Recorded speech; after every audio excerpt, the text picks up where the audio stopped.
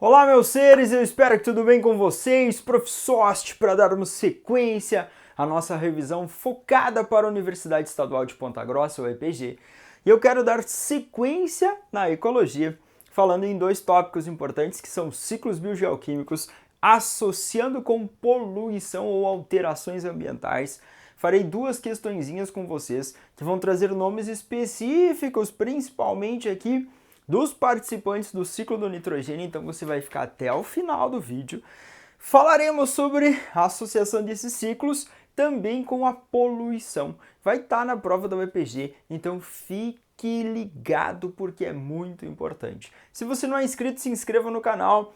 Deixe o seu like, o seu recado para melhor chegar a informação até você. E me pediram histologia. Nas próximas aulas teremos o foco nos seres humanos e farei sim histologia humana, tá bom? Fica ligado aí no canal que eu vou disponibilizar e a gente vai conversar sobre histologia. Quando nós falamos em ciclos, a gente vai pensar naquela palavrinha chamada matéria. Então qualquer coisa, printa a tela aí.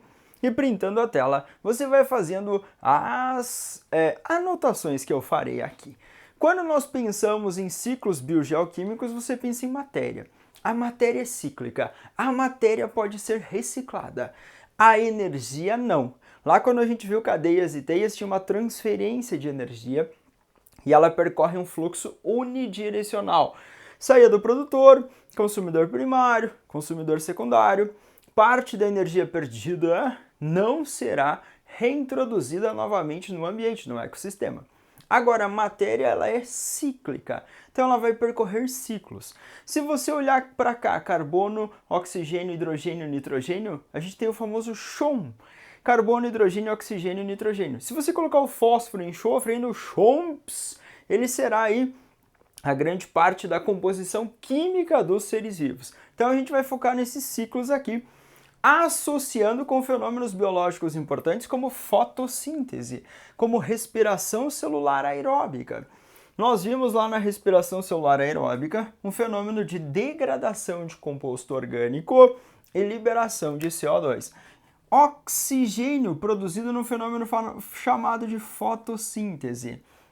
Então aqui eu quero que você lembre que os fenômenos chamados de fotossíntese e respiração aeróbica estarão intimamente relacionados.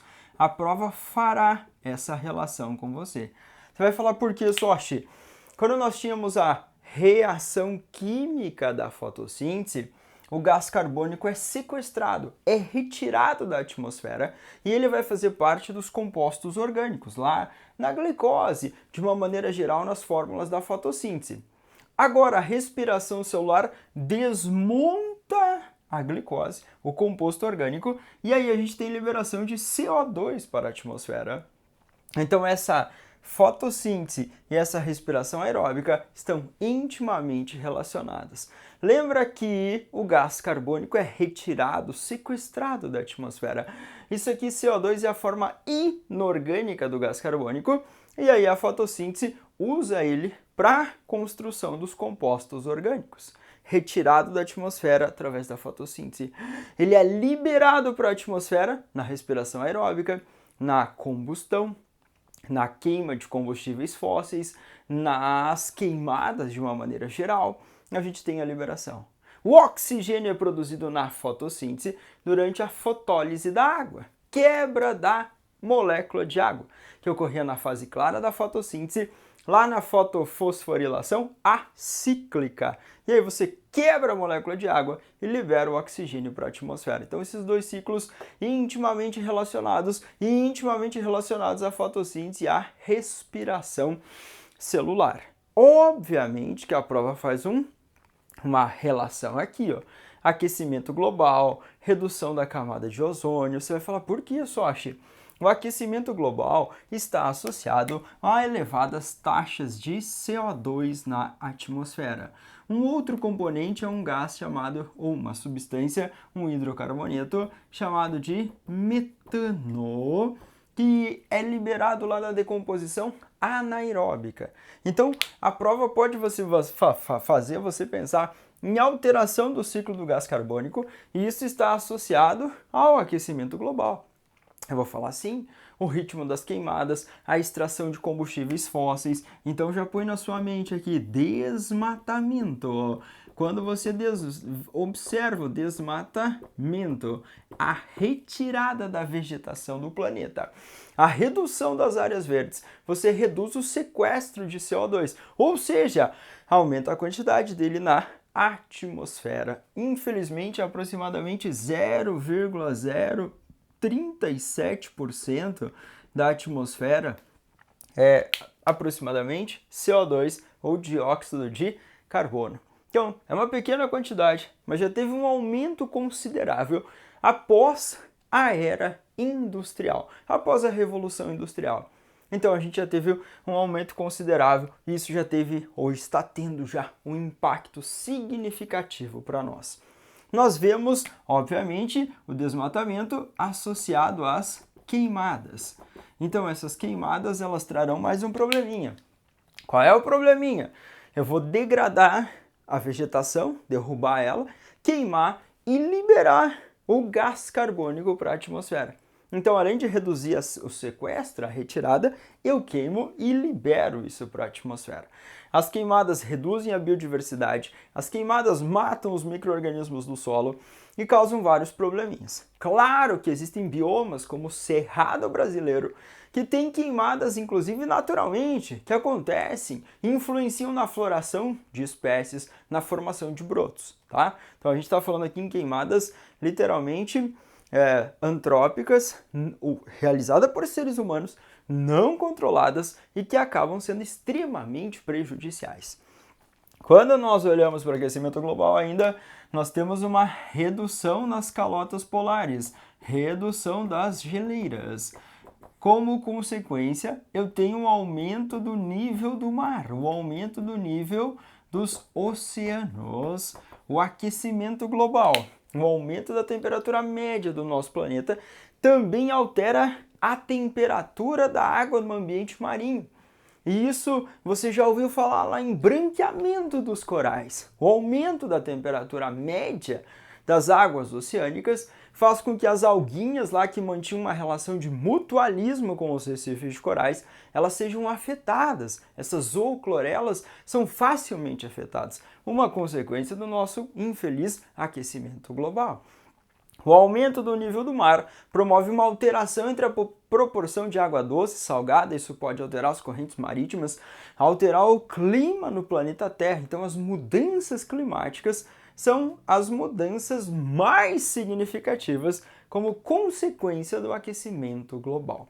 Claro, o nosso planeta Terra recebe os raios chamados de infravermelho, que trazem calor, promovem o famoso efeito estufa, que é essencial, a nossa atmosfera tem vapor de água, o próprio gás carbônico e outros componentes, como o metano e outros componentes que existem na atmosfera que retêm esses raios infravermelho e trazem calor. Isso é importante para manter uma temperatura média. Só que, infelizmente, principalmente após a Revolução Industrial, a nossa queima de combustíveis fósseis, petróleo, carvão, gás natural, trazer esses compostos que estavam lá nos fundos, nas bacias sedimentares, que estavam lá bem de boinha, que não sofreram uma decomposição total.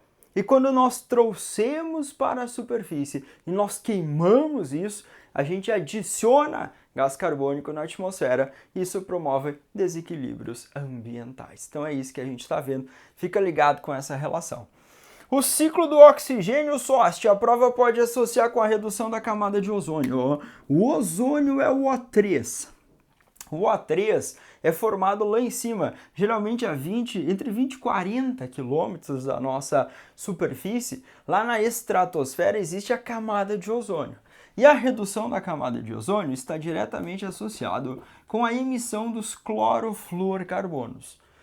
Clorofluorcarbonos são substâncias químicas foram muito utilizados para a produção de ar-condicionado, de geladeiras, de aerossóis. E aí esses clorofluorcarbonos, liberados para a atmosfera, lá em cima, um cloro, pode destruir até 100 mil moléculas de ozônio. Então a gente pode ter essa redução na camada de ozônio. Os clorofluorcarbonos, lá em cima, o cloro promove a redução da camada de ozônio cria falhas, aumenta a entrada de raio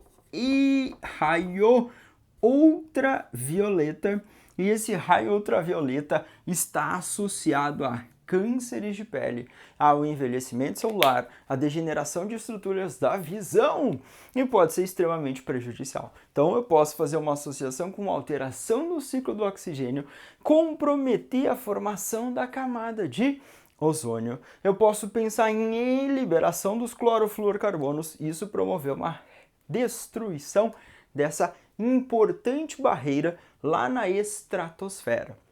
O Protocolo de Montreal, 1987, se não me engano, foi assinado por vários países para a redução dos clorofluorcarbonos. O Brasil já foi declarado um país livre de clorofluorcarbonos. Tipo, as nossas indústrias ou a nossa produção não faz uso dessa substância. Claro que às vezes pode ser encontrado em ar-condicionado antigo, geladeira antiga, enfim, mas teoricamente não usamos na nossa indústria ou não fazemos a utilização dele. Então, cuidado com essa relação ciclo, alteração ambiental. Claro que aqui no aquecimento global também, nós tínhamos o Protocolo de Kyoto, que ficou em vigor até 2020, aí foi substituído gradativamente pelo Acordo de Paris, que visa aí manter um aumento de temperatura de até 2 graus acima do que era na era pré-industrial. O nosso foco é tentar 1,5 grau aí, no máximo até 2100, do que era a era pré-industrial. Vamos ver se conseguimos, muitas vezes, ações bem intensas, uma mudança na nossa forma de vida, de modo de pensar da natureza, para conseguir, obviamente, esses objetivos e diminuir esses impactos que estão afetando cada vez mais as nossas vidas. Estamos passando por racionamento de água no sul do Brasil, falta de ciclo de chuvas, isso vai afetar a agricultura, isso vai afetar a produção de bovinos, a produção de leite. Então, enfim, nós teremos um efeito em cascata aí muito grande para todo o ser humano desse planeta maravilhoso.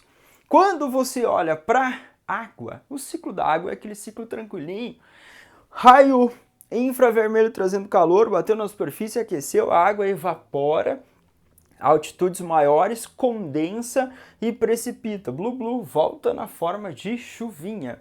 Só quero que você lembre que eu posso usar termos como ciclo curto da água, esse que eu comentei, e eu posso incluir os seres vivos nesse ciclo da água. E aí entra a biologia, e aí entra o ciclo longo da água. Por quê? Nós vamos pensar aqui em transpiração, a perda de água na forma de vapor. As plantinhas transpiram, os animaizinhos transpiram, nós temos uma contribuição. Nós temos aí a eliminação de água nas nossas fezes, no mundo animal, na nossa urina, na nossa respiração. Então nós conseguimos visualizar a perda de vapor de água ou a contribuição do ser vivo. Também o quanto nós consumimos de água diariamente para manter as nossas atividades. Eu penso nos animais de uma maneira geral, nos vegetais, em todos esses seres vivos que participam desse ciclo, e a gente chama aí de grande ciclo da água. Obviamente, infelizmente, a água, a maior parte dela, aproximadamente 97,5% salgada nesse planeta maravilhoso. Desses 2,5% que sobram, 1,5% em geleiras, em lugares extremos, nos polos, mais ou menos 0,5%, e aí a gente vai ter 1% mais ou menos de água em rios, lagos, em vapor de água na atmosfera. Então é uma pequeníssima quantidade de água que nós temos disponíveis aí para a nossa utilização. Uma pequeníssima quantidade de água que nós temos disponível para esse nosso consumo, tá? Ou está próximo a nós. Parte dela percola no solo, vai alimentar os lençóis freáticos. Então a gente vai ter uma preocupação com essa quantidade de água disponível para a nossa sobrevivência. O Brasil é um país que detém entre aproximadamente 15% da água doce do planeta Terra. Então era para nós sermos assim um modelo de utilização, de reutilização, de cuidado com essa água. Então depende também, obviamente, de políticas públicas que sejam eficientes para administrar toda essa água e a gente conseguir fazer essa distribuição equitativa, ou seja, em mesma quantidade para a população. Quando nós pensamos na água, a gente vai pensar em diferentes poluentes na água. O próprio aquecimento global, que eu falei para você, que altera as temperaturas oceânicas, ele promove uma poluição aí nesse ambiente aquático. O mais focado é a eutrofização ou eutroficação, o aumento na quantidade de nutrientes no ambiente aquático. Podem ser nutrientes que vêm de lixos domésticos, de resíduos domésticos, podem ser nutrientes ou restos orgânicos, podem ser componentes inorgânicos, como nitratos, como fosfatos principalmente. E isso aqui é uma alegria para micro-organismos aeróbicos. Então aumenta a quantidade de nutrientes, vai aumentar o que nós chamamos de demanda bioquímica de oxigênio. A demanda bioquímica de oxigênio, a DBO, é a quantidade de oxigênio que esses micro-organismos aeróbicos utilizam para degradar os compostos orgânicos. Então, o aumento da DBO, da demanda bioquímica de oxigênio, o aumento desse oxigênio necessário para esses seres para promover a decomposição desses compostos orgânicos e a utilização desses nutrientes. Então, aumentando a DBO no ambiente aquático, você reduz a quantidade de O2 dissolvida na água. Então, o foco na missão nossa é pensar em aumentar a quantidade de nutrientes, aumentar a necessidade dos micro-organismos aeróbicos consumirem esse oxigênio, eles necessitam de mais, então aumenta a DBO e isso vai derrubar a quantidade de oxigênio dissolvido na água. Menos oxigênio dissolvido na água, isso gera probleminhas sérios. Quais são, Sochi? Muitos seres vivos aeróbicos daquele ambiente começam a sentir essa falta e começam a morrer. Morrendo esses seres também, vai aumentando a quantidade de matéria orgânica. Aumentando a quantidade de matéria orgânica, vai aumentando a DBO. Aumentando a DBO, vai diminuindo a quantidade de O2. Diminuindo a quantidade de O2, vai morrendo mais seres. Vai acumulando mais matéria orgânica. Vai aumentando a quantidade de nutrientes. Pegou? Vai virando um ciclo vicioso ali, como se fosse um feedback positivo. E você vai ter um caos ali.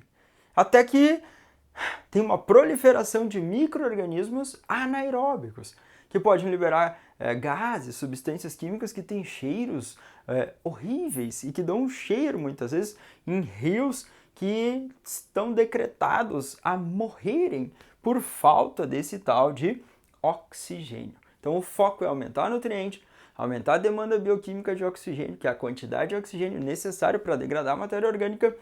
Isso tudo, derruba a quantidade de oxigênio dissolvido na água e os seres que necessitam desse oxigênio não conseguem utilizar, porque não existe esse oxigênio em quantidade suficiente, acabam morrendo, mais matéria orgânica, mais nutriente, mais DBO, menos oxigênio dissolvido, isso vai virando um caos, gente. Você já ouviu falar em maré vermelha? A maré vermelha era uma proliferação lá de pirrofícias, algas dinoflageladas, algas unicelulares, que tem um excesso de nutrientes, tem uma proliferação grande e é uma consequência da eutrofização.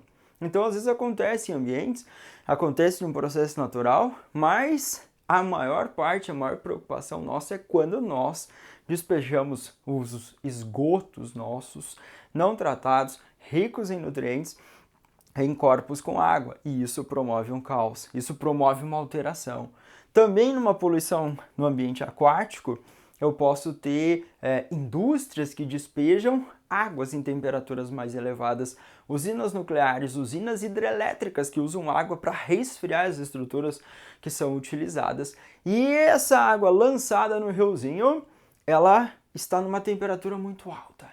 E aumentando a temperatura da água do riozinho, vai também diminuir o oxigênio dissolvido. Se eu jogar água quente no riozinho, vai aumentar a temperatura e o oxigênio que está dissolvido lá vai para a atmosfera, então vai diminuindo a quantidade de oxigênio.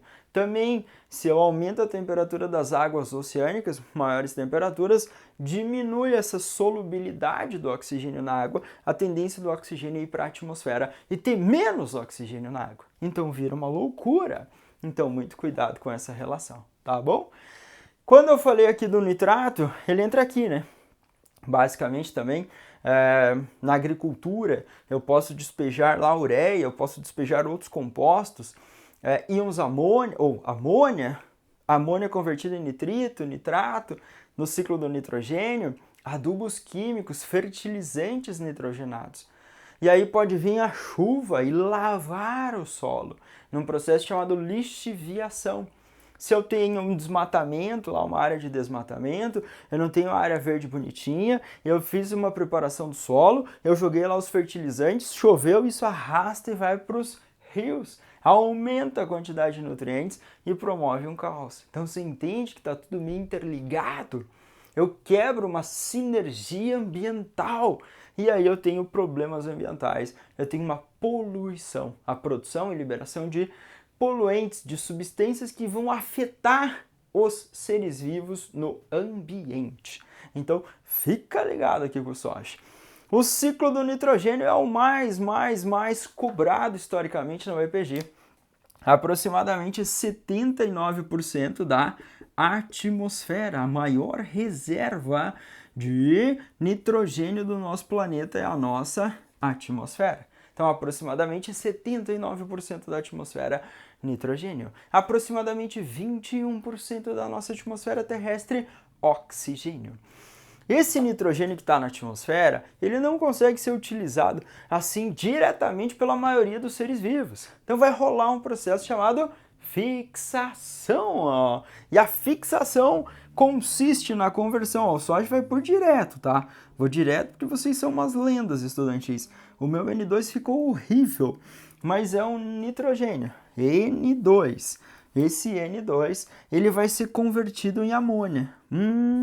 Na fixação, eu tenho a conversão em amônia.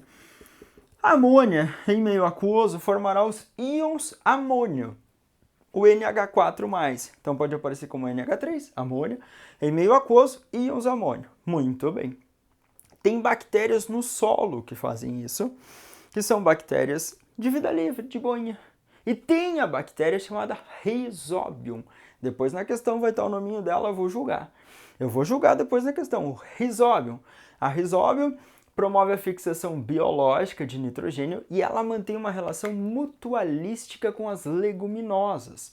Então, o feijão, a soja, são legumes, frutos lá em forma de vagem, então são leguminosas. E ali você mantém uma relação mutualística. E a Rhizobium mantém uma bacteriorhiza. É uma bactéria com uma associação de raiz de leguminosa.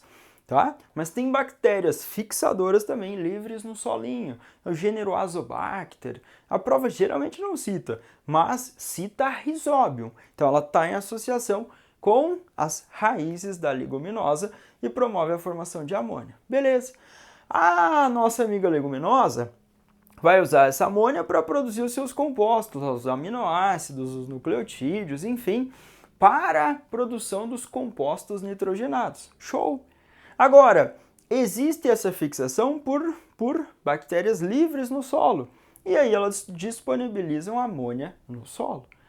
Agora, a amonificação ou amonização também consiste em produção desses íons, vixe, secou meu negocinho, desses íons amônio, ou simplesmente da amônia. Você vai falar por que, SOSH?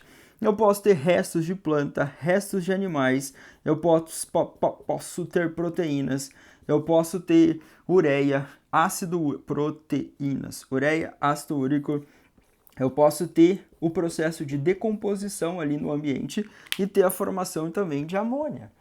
Então essa amonificação ou amonização, eu vou pensar lá nos componentes do ser vivo. Ah, a plantinha morreu, animalzinho morreu, tem restos lá, sofre a ação dos decompositores. Aí os fungos podem participar dessa decomposição e contribuir com a amônia. Aqui, SOSH, fixação, bactérias. Ah, agora tem amônia. bactérias fixadoras livres no solo, bactérias que fizeram a decomposição ali, a amonificação, liberaram amônia no solo, show de bola. Essa amônia é convertida em nitrito. Então, na nitrosação, você pega a ideia do SOST, amônia convertida em nitrito, show de bola. O nitrito vai ser convertido em nitrato, num fenômeno chamado nitratação. Nitrito, vamos lá. Nitrato, muito bem.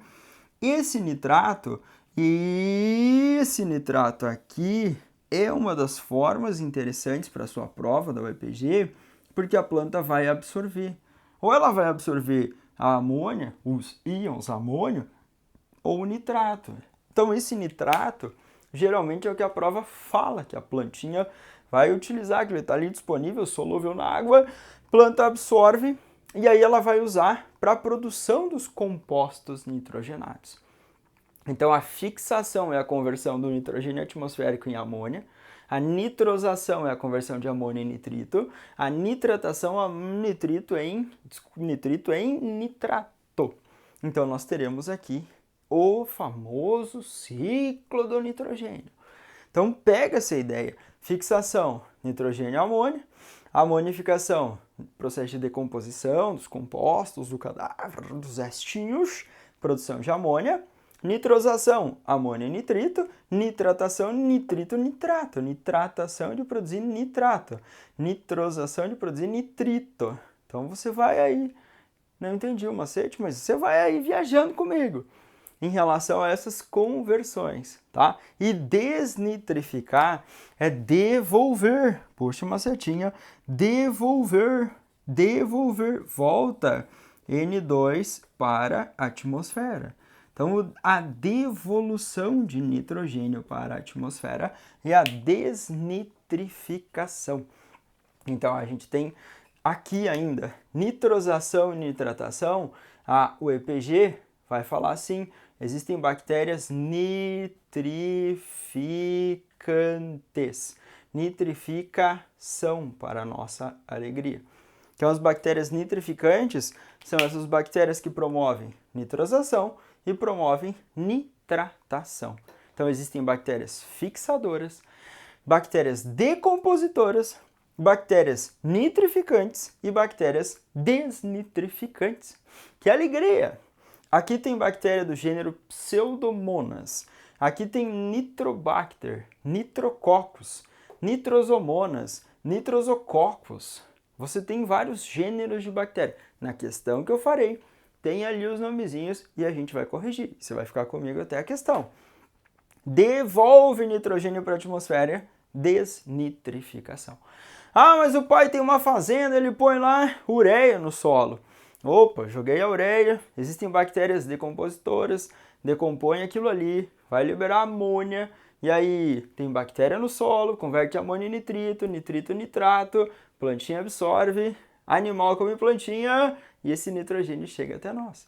Eu, você e eu, vamos tirar o nitrogênio da nossa alimentação. Alimentação. A professora Pró falou que respira e eu pego o nitrogênio. Não, ele entra e ele sai. Eu vou adquirir através da alimentação. Quando a plantinha absorve esse nitrato ou esses íons amônio e ela faz a sua utilização, a gente chama isso de assimilação. Então ela consegue produzir os seus componentes nitrogenados, os seus compostos orgânicos que têm nitrogênio, tá? Eu coloquei aqui um outro tópico de poluição, que era a introdução de espécies exóticas. O que é uma espécie exótica, sócio? É uma espécie diferente.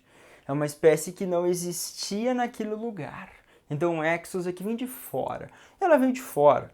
Ela pode ter vindo de outro país. Ela pode ter sido introduzida naturalmente ou artificialmente ou acidentalmente.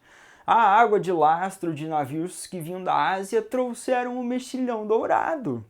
O mexilhão dourado é uma espécie exótica. É um mexilhão que não existia aqui, dourado.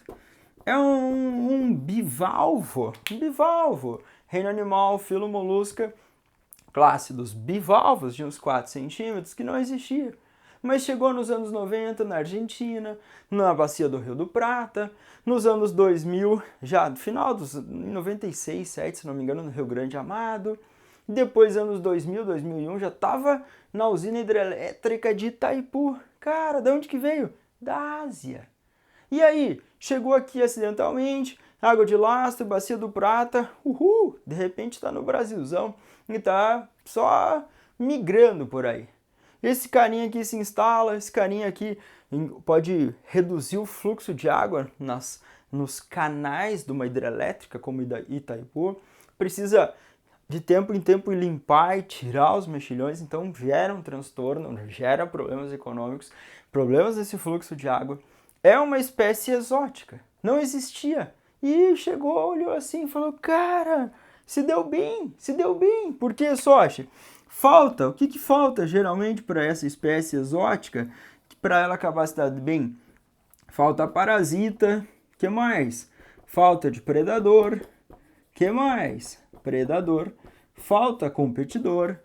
Então a falta de tudo isso faz com que ele olhe assim e fala, cara, vou brilhar, crescer e multiplicar, né? Eu vou deixar filhotinho, eu vou reproduzir. Não tenho quase agentes reguladores da população. E aí essas espécies exóticas se dão bem e brilham e acabam gerando probleminhas aonde elas foram introduzidas naturalmente ou acidentalmente. Então cuidado com isso.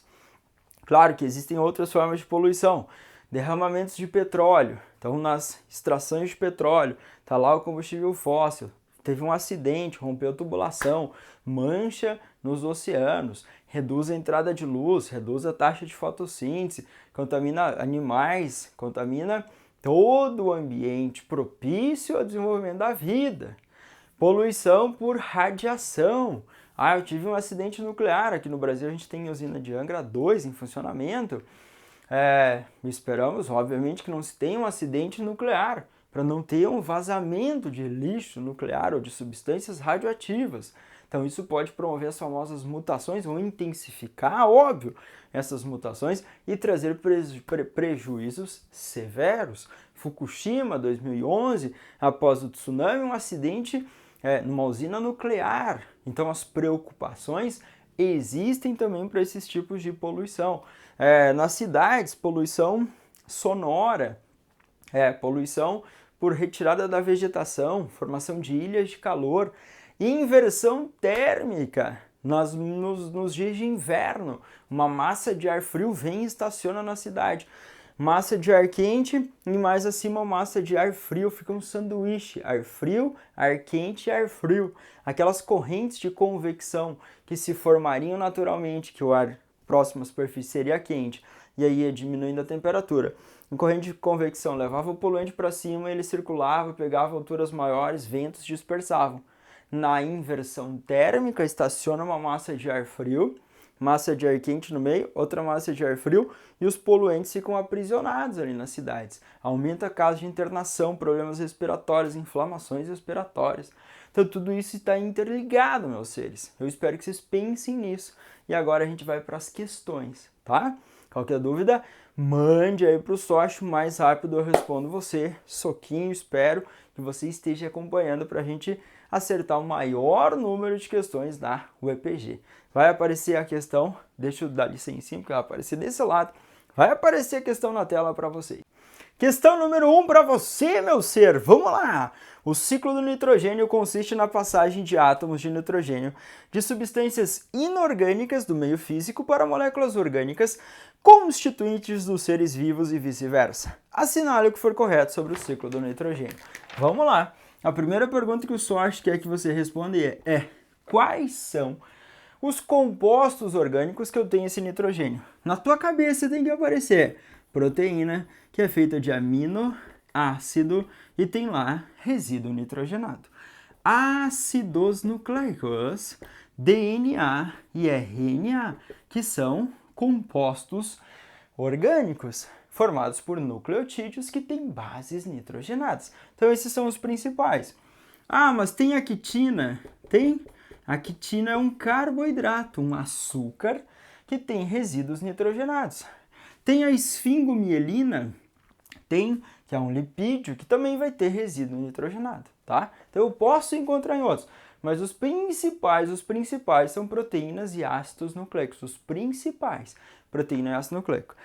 Parcial 01. As bactérias desnitrificantes absorvem o gás nitrogênio da atmosfera e oxidam em nitrato. A desnitrificação absorve gás nitrogênio da atmosfera? Não. O macete do SOST é D de desnitrificação, D de devolver. D de desnitrificação, D de devolver. Então é falso. Mas ele falou em oxidam a nitrato. Jovem, vai ter reação de oxidação. Mas é nitrogênio, amônia, amônia, nitrito, nitrito, nitrato. E a desnitrificação não faz isso. A desnitrificação faz reação ao contrário e devolve o nitrogênio para a atmosfera. Então você põe aqui, ó, pseudomonas, um gênero de bactéria desnitrificante, se a UEPG for bem específica e fazer citação. Este pode ser facilmente absorvido pelas plantas, fazendo que então as moléculas orgânicas vegetais, como proteína e ácido nucleico. Tudo bem, isso aqui está errado todo o começo, tá? Então a plantinha vai absorver o nitrato. Então na tua mente é nitrogênio bom, depois vamos por todos os passos.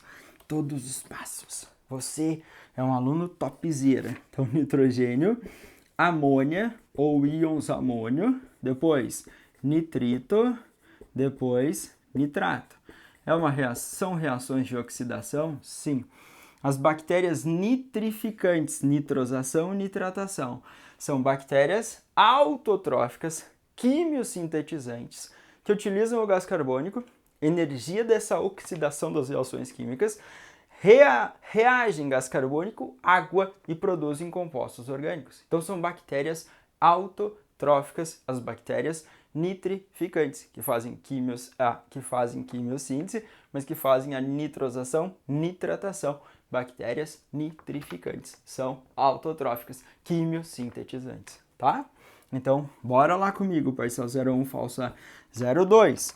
Bactérias do gênero Nitrosomonas realizam a oxidação da amônia, produzindo nitrito, tóxico para a planta.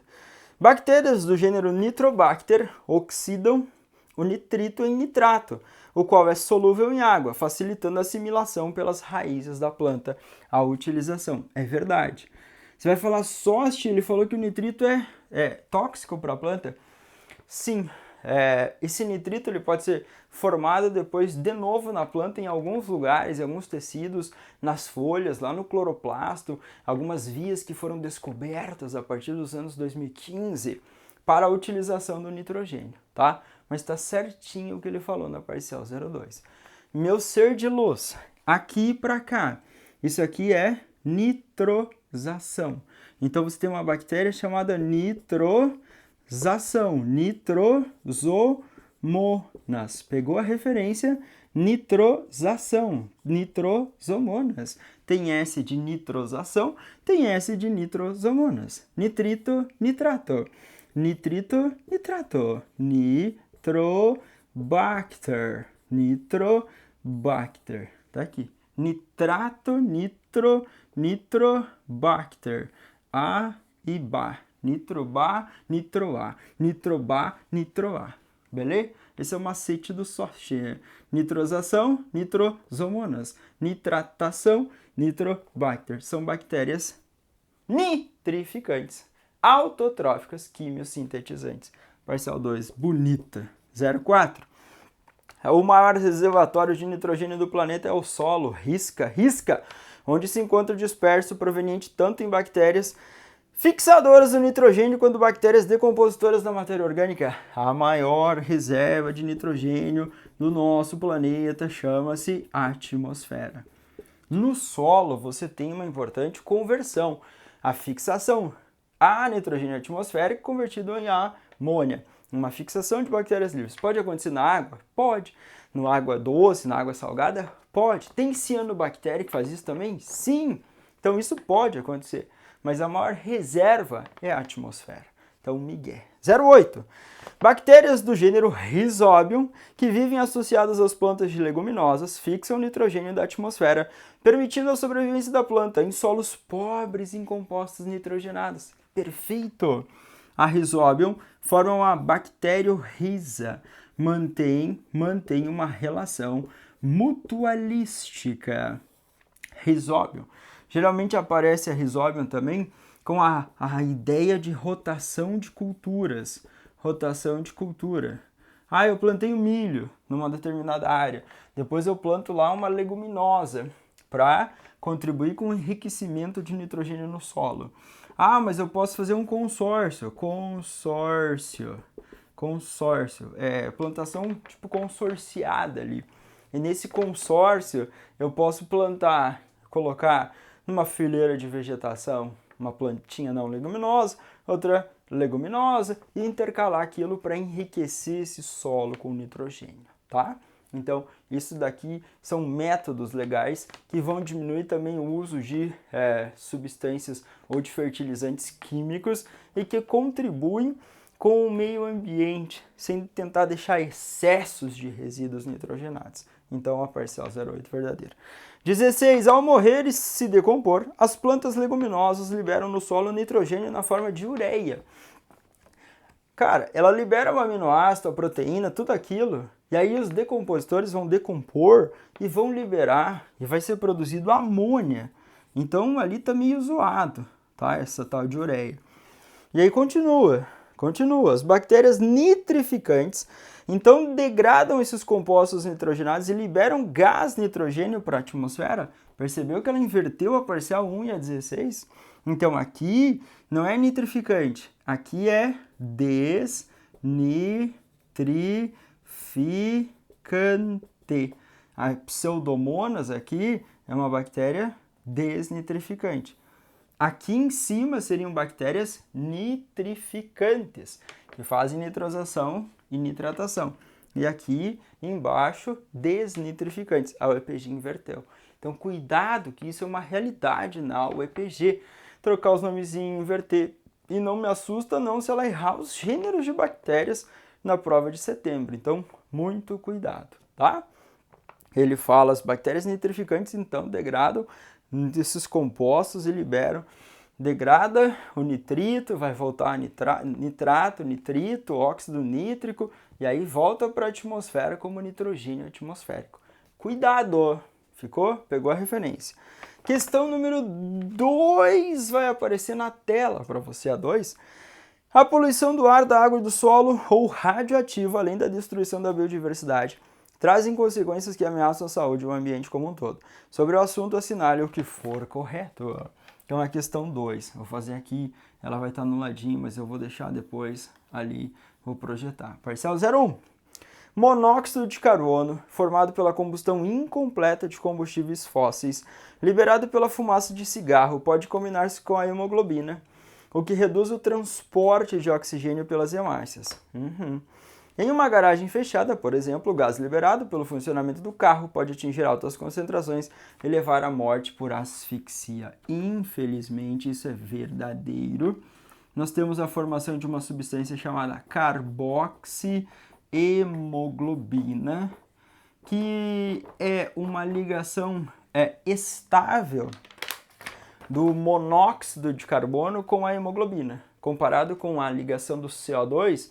O2 são ligações instáveis, liga e desliga facilmente ao ferro da hemoglobina. O CO liga e fala, não, eu vou ficar aqui, eu te amo, hemoglobina, não te solto.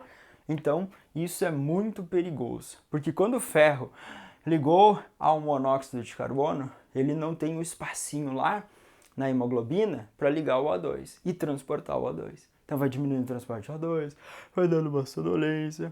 Alguns países, temperatura muito baixa, deu problema no sistema de aquecimento, em apartamentos, as pessoas podem inalar essa substância e infelizmente morrer por asfixia. Então a parcial 01 é verdadeira, tá bom? O monóxido vem da queima incompleta desses compostos orgânicos. Geralmente na queima completa, na respiração aeróbica, a gente libera o dióxido de carbono, que é o CO2. Tá bom, gente? 0,2. O lançamento de esgoto doméstico não tratado na água pode levar à proliferação excessiva de certas algas. A morte desses indivíduos favorece o aumento de bactérias aeróbicas decompositoras, resultando na falta de oxigênio na água e a morte de peixes. A decomposição agora passa a ser anaeróbia, levando a uma produção de gases tóxicos. Dá-se o nome de eutrofização ou eutroficação, quando o ecossistema aquático adquire altas taxas de nutrientes. Aquele esqueminha tipo um feedback positivo e ficar o caos. Eutrofizar, aumentar a quantidade de nutrientes e reduzir oxigênio dissolvido na água. Eu significa muito, verdadeiro, e trofos, nutrientes, alimentos. Então a eutrofização está rolando aí nesse ambiente aquático, uma poluição aquática, tá bom? Ficou ligado? Aquela referência que a gente fez aqui. A erosão do solo trata-se de um fenômeno provocado pela retirada da mata ciliar, levando a um acúmulo de sedimentos ao fundo dos rios pelo transporte pela água da chuva, favorecendo a formação de vossorocas. O plantio de lavouras de milho e feijão nessas regiões favorece a proteção, visto que suas raízes são capazes de reter bem o mesmo. Geralmente as raízes fasciculadas ou em cabeleiras são eficientes ou elas contribuem, só que o problema ali é o desmatamento. Então, quando eu tiro a vegetação verdinha, aquela plantação, aquela vegetação exuberante, a chuva incide intensamente no solo e vai promovendo o desgaste, transporte desse solo, a vossoroca, a formação, grandes valas que se formam e são bem agressivas, mas pelo desmatamento. A mata ciliar ou de galeria é aquela mata que fica ao redor do riozinho e ela serve como uma proteção, uma barreira ali. Ela vai manter a temperatura, vai manter uma relação ali ambiental massa e ela vai barrar o excesso de nutrientes, a lixiviação, a lavagem desse solo e o transporte de grande quantidade de nutrientes. Então aqui o termo correto é o desmatamento. Em áreas urbanas, às vezes você tem lagos ou ambientes que não tem mais uma vegetação de proteção, de mata ciliar, e você tem um fenômeno chamado assoreamento. As partículas de solo vão entrando e vão diminuindo o corpo de água. Isso é assoreamento, tá? Então, cuidado com esses termos. Parcial 08. O derramamento de petróleo no ecossistema aquático pode levar ao fenômeno da maré vermelha?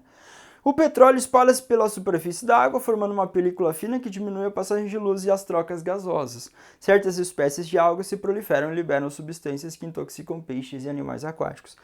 Tudo bem, só que é a eutrofização.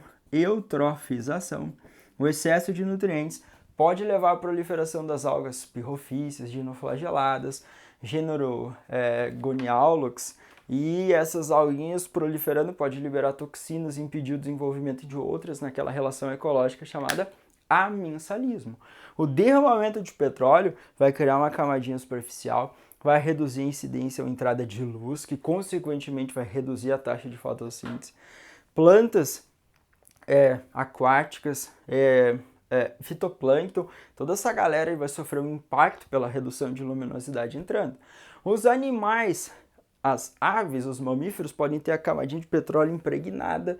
As aves podem perder uma camadinha de ar quente ao seu redor, formada pelas penas, e isso pode promover hipotermia e morte de aves e mamíferos. Então, une fora as substâncias tóxicas que também vêm ali junto com o petróleo. Então, não cabe o termo aqui petróleo para falar em maré vermelha. Caberia a eutrofização, tá?